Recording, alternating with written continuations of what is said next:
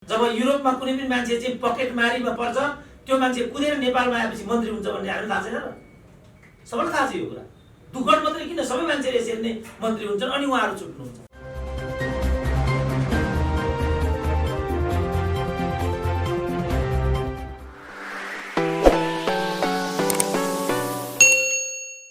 नेताहरूको अभिव्यक्ति बारम्बार सुन्दै आएका छौँ हामीहरू, सांसदहरूको पनि सुन्दै आएका छौँ।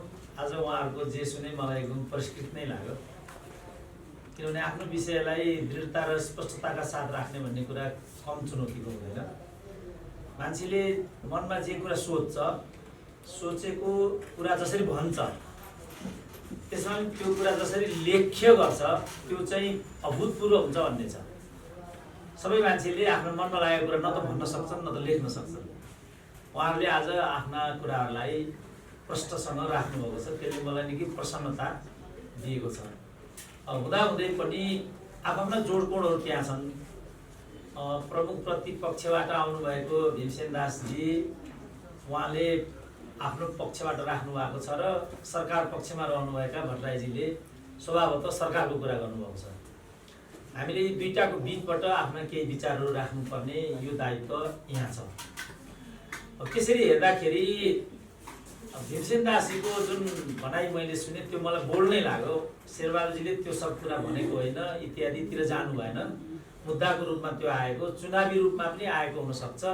खास गरी लिपुलेखको प्रकरणमा बालुवाटारमा जे कुरा भएको थियो र जहाँ प्रधानमन्त्रीले त्यसलाई त्यो विषयलाई अगाडि लैजानु पर्ने थियो, यति लामो समयसम्म त्यो विषय अगाडि नगएपछि प्रमुख प्रतिपक्षको रूपमा बाध्य भएर उहाँले त्यो कुरा भन्नुभएको छ। त्यो मलाई लजिकल नै लागेको छ। वास्तवमा नेताहरूले यसरी डराउनु पर्ने कुनै पनि कारण छैन, किनभने यो लिपुलेखको कुरा, कालापानीको कुरा, लिम्पियाधुराको कुरा लगातार 2008 सालदेखि नै जारी रहेर आएको विषय हो। यसमा उहाँहरूले आत्तिनुपर्ने केही पनि कुरा छैन, किनभने यो 2011 सालमा मातृका प्रसाद कोइरालाको प्रधानमन्त्रीत्वको पालामा लिपुलेख र लिम्पुवाधुराको बारेमा चर्चा हुन थालेको रहेछ चाइना र इन्डियाको बिचमा। पछिल्लो पटक 2060 को परिवर्तन यता पनि उनीहरूले यो विषयमा कुरा उठाउन थालेको। खास गरी 2072 सालमा जब नरेन्द्र मोदी चाइनामा जानुभएको थियो, त्यसको आसपास चाहिँ यो लिम्पियाधुरा र लिपुलेखको विषयमा नेपाल सरकारको आधिकारिक तहमा नै चाइना सरकारले यो कुरा आइराखेको छ, तपाईँहरूको क्वेसन के हो भनेर बारम्बार सोध्ने गरेको रहेछ। तर अब यहाँका सरकारहरूले, हाम्रो भट्टराईजीले जति नै डिफेन्ड गरे पनि त्यो बेलाको नेतृत्वले त्यो कुरामा चासो नदिएको भन्ने छ। त्यसपछि कुरा अगाडि बढ्यो। कुरा अगाडि बढिसकेपछि चाइना र इन्डियाले लिपुलेखको बारेमा प्रसङ्ग उल्लेख गर्न थाले। नेपाल सरकारका कर्मचारीहरूको उदासीनताले गर्दा र यिनीहरूको सोचले गर्दाखेरि, जस्तो नेपाल सरकारको परराष्ट्रको सहसचिव हो वा सचिव हो, त्यो ठ्याक्कै मैले आफ्नो कानले चाहिँ सुनेको होइन त्यो कुरा। उहाँले के भन्नुभएको छ भने, जसलाई भीमरावले पनि उद्धरणमा लिनुभएको छ, यो कालापानी चाहिँ महाकाल यो राजा महेन्द्रकै पालामा गइसकेको भन्नुभएको छ। यो सहसचिव हो, सचिव हो, त्यसलाई इन्क्वायरी गर्न सकिन्छ, तर हो। अब यो केपी ओलीकै तर्फबाट सुशील कोइरालाको क्याबिनेटमा परराष्ट्र मन्त्री हुनुभएका महेन्द्रबहादुर पाण्डे, जसको नाम हो, उहाँले चाहिँ राजा महेन्द्रले यो 2 बाकस सुन्न बेचेको हो भन्नुभएको छ कालापानी।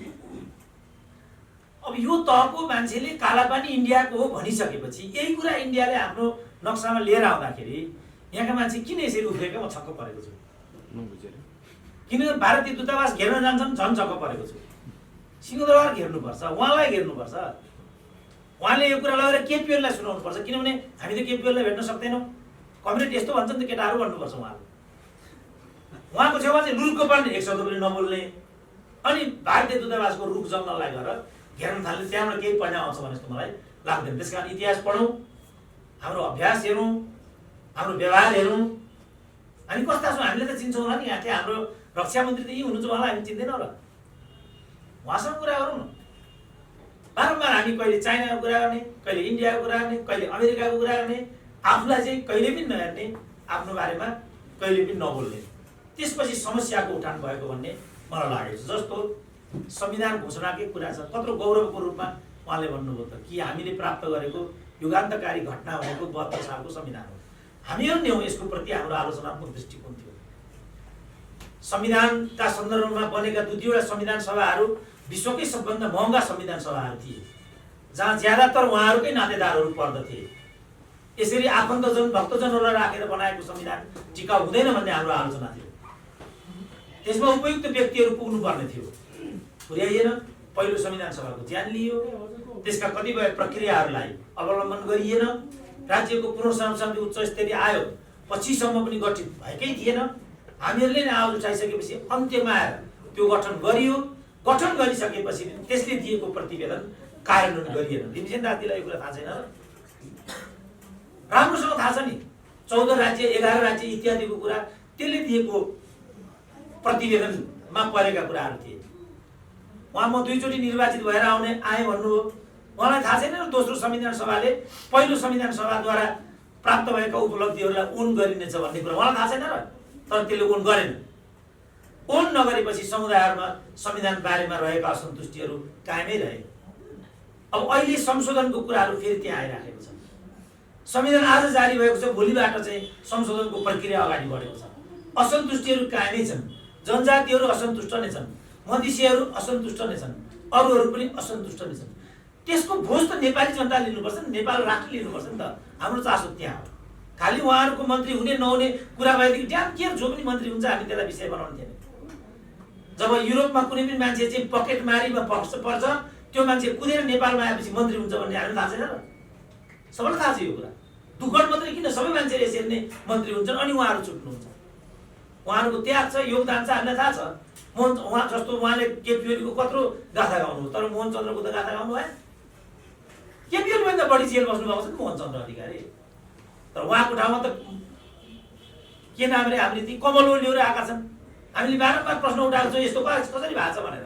आज पनि मलाई साथीहरू जानुभन्दा अगाडि भन्दै थिए, अघि पनि जुन कुरा आयो, किन गोकर्ण विष्टलाई निकालियो, किन बिना मगरको, किन यो सब जनजनको मुखमा छ त यो कुरा। अझ नराम्रो शब्दबाट उहाँहरू भन्दै थिए। त्यो त म एउटा डिग्निफाइड पोस्टमा बसेको मान्छे भएको बेला म त्यो भन्न सक्दिनँ। तर मेलम्चीमा जे भएको छ नेपालको इतिहासमा त्योभन्दा ठुलो राष्ट्रघात अहिलेसम्म भएको मलाई थाहा छैन। त्यहाँ 5% मात्रै काम हुनु बाँकी थियो। 36 करोड मात्रै रुपियाँ भुक्तानी हुनु बाँकी थियो।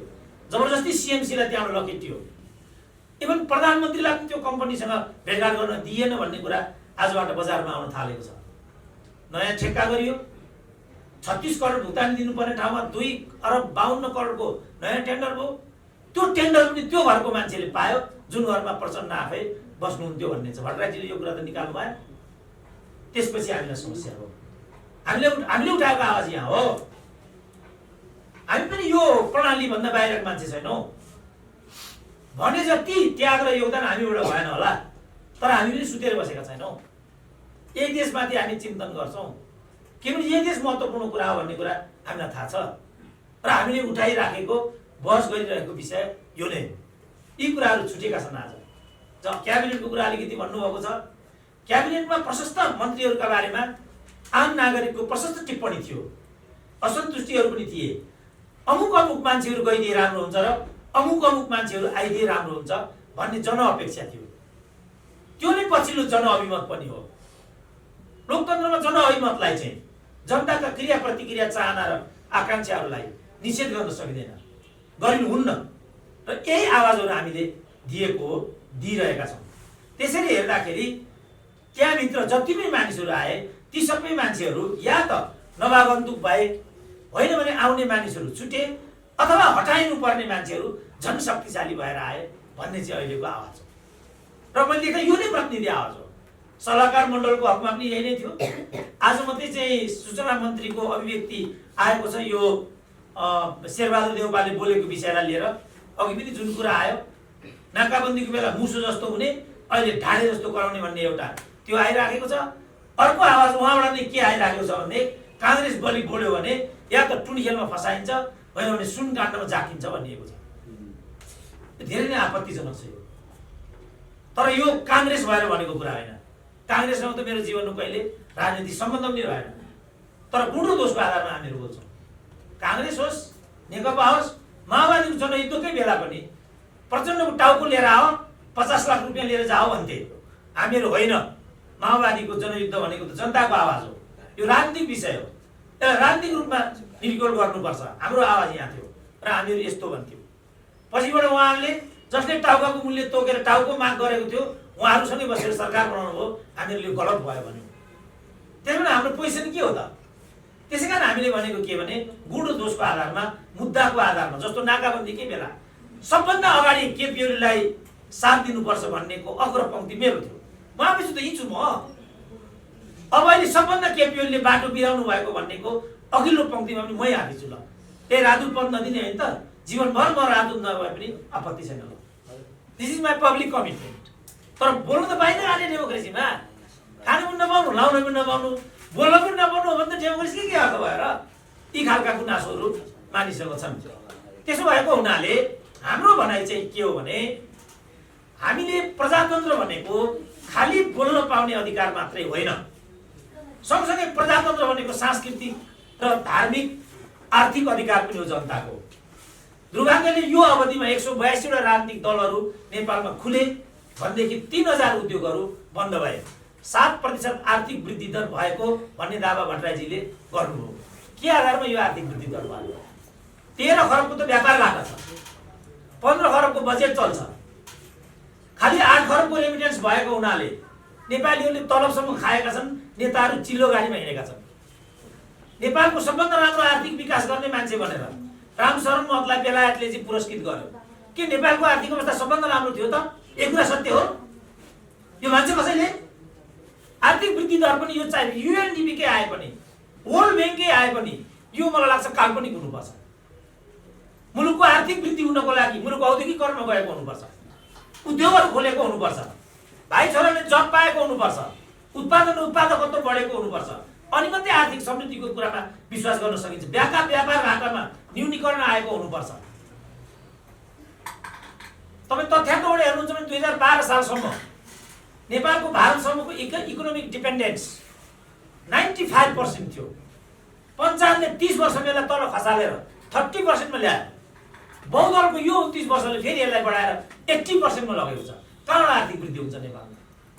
सम्भावना छैन। आज मात्रै चाहिँ पत्र पत्रिकाको हेडिङ बनेको छ 29 करोड रुपैयाँ जो उखु कृषकहरूको भुक्तानी गर्न बाँकी थियो विनियोजित गर्नको लागि, त्यो रकम आज पनि विनियोजन भएको छैन। कृषकहरूले कुनै पनि प्रतिफल पाइराखेका छैनन्, मजदुरहरूले प्रतिफल पाइराखेका छैनन्। उहाँले महराको कारबाहीको कुरा गर्नुभयो, टुडीखेलवालाको पनि त कारबाही हुनु पर्यो, बालटरवालाको पनि त कारबाही हुनु पर्यो, 38 क्विन्टल सुनवालाको पनि त कारबाही हुनु पर्यो, व्हाइट बडीको पनि कारबाही हुनु पर्यो। रविन्द्र अधिकारी मात्रै मरेर त हुन्न के? यो बोल्न पाइने कि नपाइने हो कुरा। त्यसकारण हामीलाई के लाग्छ भनेदेखि यो महरामाथि पनि राजनीतिक प्रतिशोध भएको छ, यही कुरा आलममाथि भएको छ। किनभने 12 वर्षसम्म त्यो विषयलाई, त्यो मुद्दालाई ढाकछोप गरेर राख्ने प्रहरी संयन्त्र मात्रै होइन, त्यो बेलाको गृहमन्त्री पनि यसको लागि जिम्मेवार हुनुपर्छ। होइन भने यो राजनीतिक विषय बन्छ। यो तरिकाले गर्ने हो भने भोलि फेरि अर्को मुद्दालाई उठाएर अर्को सरकार आउँछ, हामीलाई नै हतपडी लाएर लगिदियो भनेदेखि त्यो विधिको शासनको मर्मको अनुकूल हुँदैन। त्यसकारण हामीले यस्तो गर्नु हुँदैन भन्ने कुरा उठाइआएका हौँ। अब कारबाहीको कुरा गर्ने भने त राजाले योभन्दा ठुल्ठुलो कारबाही गरेको हुन्थ्यो, आफ्नै भाइलाई पनि लगेर कोच दिएको थियो, अधिराजकुमारीको पदबाट राजकुमारको पदबाट बेदखल गरिदिएको थियो, प्रहरीको आइसीहरू 4 खालमा गएर कोचिएका थिए, सेनाका कर्णेलहरूको लगेर कोचिएका थिए। पैसा खायो भन्ने कुरा कहाँबाट आयो भनेदेखि बहुदल व्यवस्था आएपछि सबभन्दा पहिलो निर्णय तिनै भ्रष्ट मानिसहरूलाई जेलबाट निकाल्ने, टिकट दिने, सांसद बनाउने, मन्त्री बनाउने खेल भइसकेपछि नेपालमा पद र प्रतिष्ठा बिक्री बट्टा हुन थाल्यो भनेर आवाज उठाउने मान्छेको सबभन्दा बलियो मान्छे नै मै हो।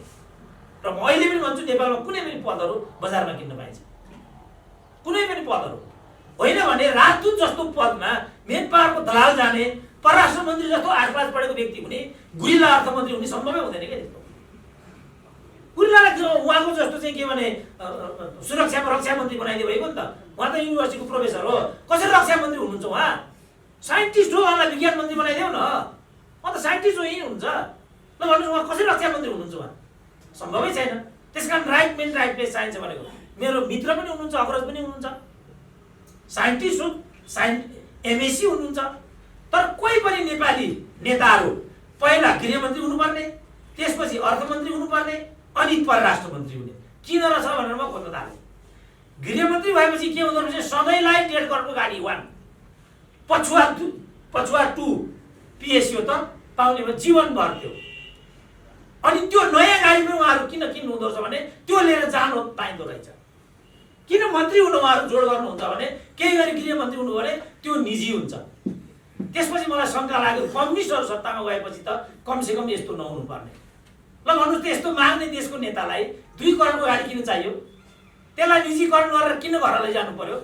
सी जिनपिङले भनेको छ राष्ट्रपति चाहिँ यहाँ आउँदा गर्व गरे नेपालका कम्युनिस्ट नेताहरूले नै। सी जिनपिङले भनेको छ व्यक्तिगत सम्पत्तिका लोभीहरू कम्युनिस्टै हुन सक्दैन। त्यसकारण मेरो कम्युनिजममा पिएचडी हो। मेरो निष्कर्ष के हो भने उहाँहरू कोही पनि कम्युनिस्ट होइन। त्यसपछि मलाई नै लखेट्न थाले साथीहरू। लखेटेर काहीँ पनि पुगिँदैन, यो गलत प्रक्रिया छ। उहाँहरूले राइटमेन राइट प्लेस गर्नै पर्छ, त्यसपछि उहाँहरूको पनि पावर आउँछ। होइन भने उहाँभन्दा पहिला कोमल ओली मन्त्री हुनुहुन्छ, उहाँ हेरेको हुनुहुन्छ। युवराज खतिवडाको कुरा यही हो। युवराजै खतिवडालाई पुग्नुपर्ने के थियो घाँटे त्यहाँ? के परिणाम पाएको त्यसपछि हामीहरूले? किनभने उहाँलाई क्लियरिकल जबबाट आउनुभएको थियो। क्लियरिकल जबबाट आएको मान्छेको मेन्टालिटी क्लर्कको भन्दा माथि हुनै सक्दैन, प्रधानमन्त्री बनाइदिने कुरा त्यही हुन्थ्यो। बजेट त राजनीतिले प्रस्तुत गर्ने हो नि त। राजनीतिक मिसन लिएर आउने डकुमेन्ट भनेको त बजेट हो नि त। उहाँहरूले उपयुक्त डिग्रीहरू राखेर राम्रो जस्तो गरौँ न। अब हाम्रो विष्णु पौडेलकै कुनै पढाइ थिएन, 8 क्लासको पढाइ त उहाँले कस्तो राम्रो अर्थ मन्त्रालय चलाइदिनु भयो। सुरेन्द्र पाण्डेकै आर्थिकमा त्यत्रो उच्च डिग्री थिएन, कस्तो राम्रो अर्थ मन्त्रालय चलाइदिनु भयो। जनताको भनाइ के थियो भने युवराज खतिवडालाई चाहिँ चेन्ज गर्नुपर्छ बद्रीजी। हाम्रो जनताको भनाइ यो थियो। हाम्रो भनाइ होइन, ती भित्रका दलका नेताहरू केपी ओलीकैमा गएर हामीलाई अर्थमन्त्री भएन भनेको थियो। तर तपाईँहरूले जनताको यो आवाजलाई बिल्कुल सुनिदिनु भएन भन्ने मात्रै केपी ओलीसँगको आलोचना हो। हाम्रो कुनै आग्रह पूर्वाग्रह भन्ने कुरा केही पनि थिएन। यी सबै कुराहरू मलाई लाग्छ आजका ज्वलन्त विषयहरू हुन् र हामीले यसमा अन्तिम कुरा चाहिँ जस्तो भनौँ न, के भन्ने है, भन्दा अब गुरिल्लाले कुट्छन् कि भन्ने डर पनि लाग्छ। यो छोरी बुहारी समात्ने प्रक्रिया ठिक छैन, एकदमै गलत छ यो।